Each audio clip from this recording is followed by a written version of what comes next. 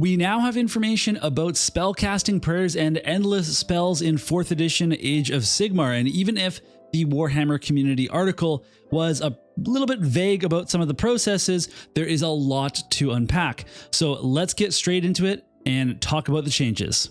Let's start by talking about spellcasting. So all wizards are going to have a power level, and this power level is going to be the number of spells that you can cast or unbinds that you can attempt, or dispels for endless spells that you can do in a given phase.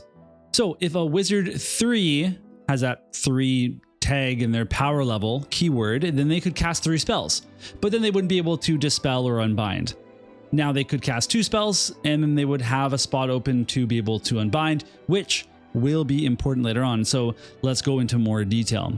So because you can cast in your opponent's phase now, in their hero phase that is, people will need to decide whether or not they need to save and unbind, since the magical intervention command takes place at the end of the hero phase. So that means that if it is my turn and I am going to cast a couple of spells, by the time my opponent uses magical intervention, that is the end of the phase. I have said I am done with all of my things, so it is their prerogative to then use the command, and at that point I won't be able to respond anymore unless I already have saved myself one chance to unbind, one power level, from my wizard. Now let's say they choose not to use magical intervention.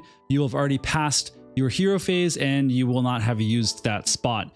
So that is something that we're really gonna have to factor in when we're making decisions in our hero phases with our spellcasters. It adds a little bit of variability in terms of your lines that you can take when you're casting your spells, and I think that's kind of cool.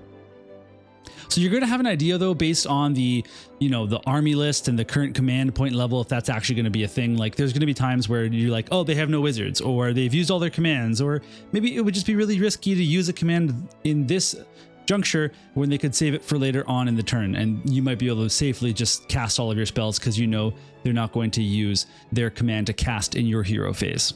Moving on to some other news, spells will still miscast on the double ones, and that will deal D3 mortal damage to your wizard, and they will not be able to cast for the rest of the phase. When you build your army, we're going to now pick entire spell lores that will be able to apply to all of your wizards. So no more picking one spell for this wizard, one spell for that wizard. It's going to be you pick your one spell lore. All of your wizards have access to all of the spells in that lore. We don't know if there's going to be any default spells like Mystic Shield or Arcane Bolt. Those have not been confirmed. They said in previous articles that save stacking is going away, so Mystic Shield might be getting cut, which would be a bummer because it's a pretty fun spell.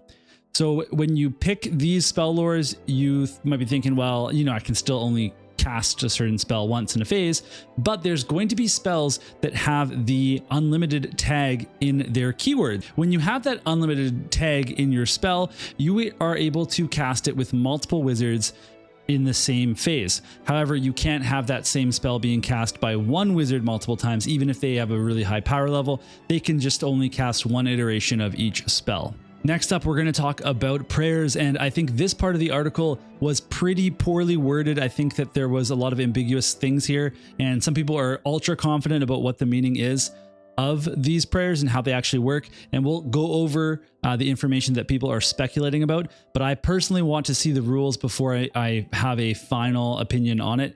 And I think that in general, these Warhammer community articles on rules specifically have often been kind of had mistakes, or maybe they've just been poorly worded, or like maybe confusingly worded, and if you think they're not, that's fine. I guess I'm coming from a new player perspective, but I'm certainly not someone that generally has too much trouble understanding a rule, but I do think that these articles need to be edited better. So here's an example of that. Okay, so prayers have a new exciting point system that, like I said, was poorly explained, but after reading Reddit, I think I have an idea of how it works.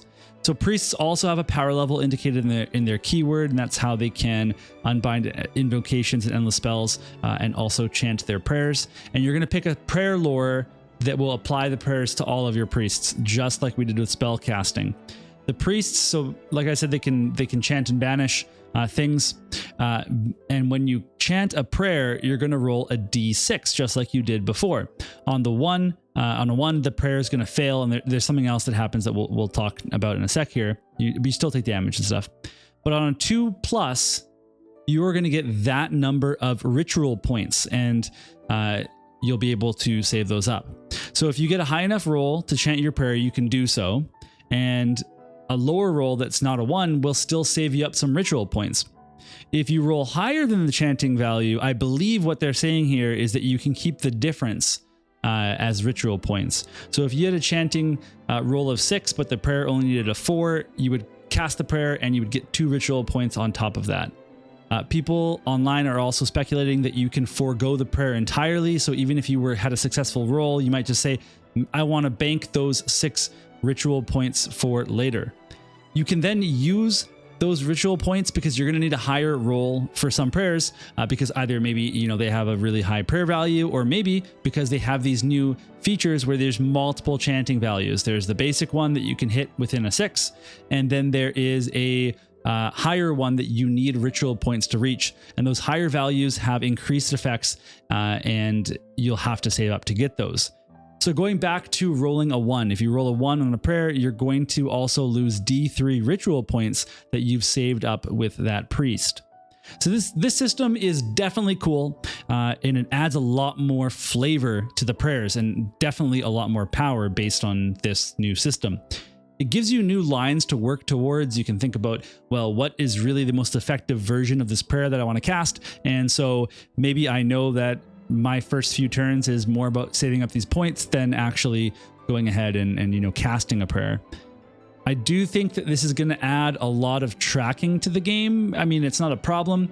It seems like this is kind of like a faction ability or like a general handbook level of system, but they're just making it a base rule of the entire game, which is pretty interesting. You'd think that maybe they would have made this a seasonal thing and like they did with the primal dice, opposed to, making this just a core facet of the book.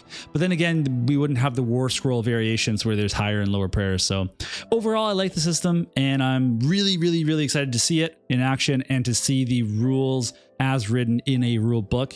But yeah, it's a pretty cool system. All right, so we're going to get on to the new manifestation lores in just a second. But before that, I have my quick call to action. If you are getting this far into the video, obviously it's an okay video. So please consider subscribing to the channel and liking the video, commenting if you want to. I appreciate any sort of support that you can show. Thank you so much. As many people were expecting, the manifestation lore turned out to be how endless spells and invocations are being implemented into the new edition. So just like spells and prayers, you're going to pick a manifestation lore for your army.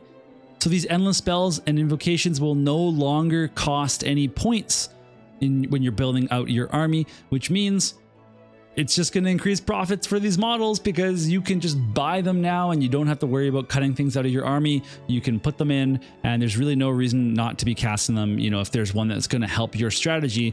So get out your wallets and go buy some endless spells. So there's going to be a universal manifestation lores that literally any army can take, but there will also be faction specific ones.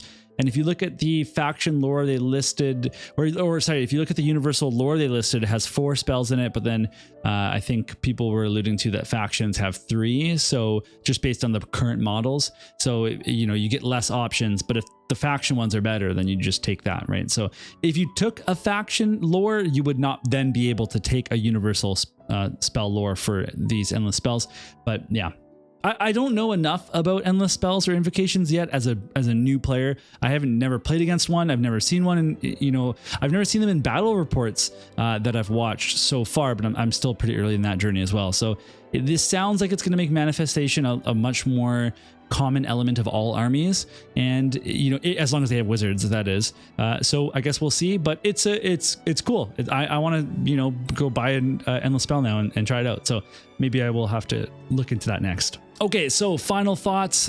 All interesting news in this article. Nothing that I have complaints about aside from the wording, but the actual content, the stuff that's coming, it's all good. It all looks like fun improvements over the old 3rd edition. I do want more information about priests. I want to know how they chant prayers.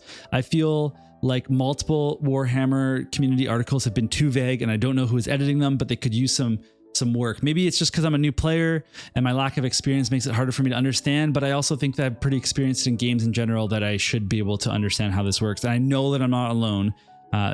These new additions bring in new players. That's literally one of the main reasons they're doing this, aside from restarting, you know, sales on certain factions and you know, getting your new books and get all that kind of financial stuff. They're also looking for those new players to come in and try it.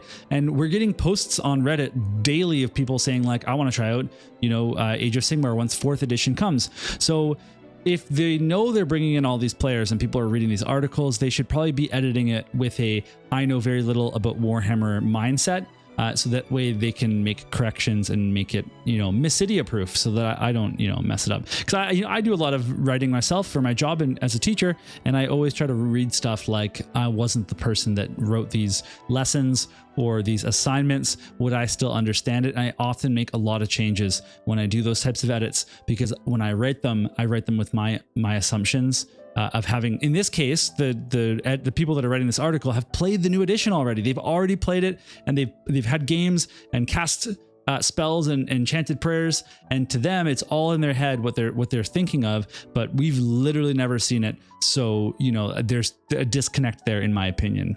But that's enough about writing. Let's get out of here, and so we can get back again in another video before too long. All right, see you all later.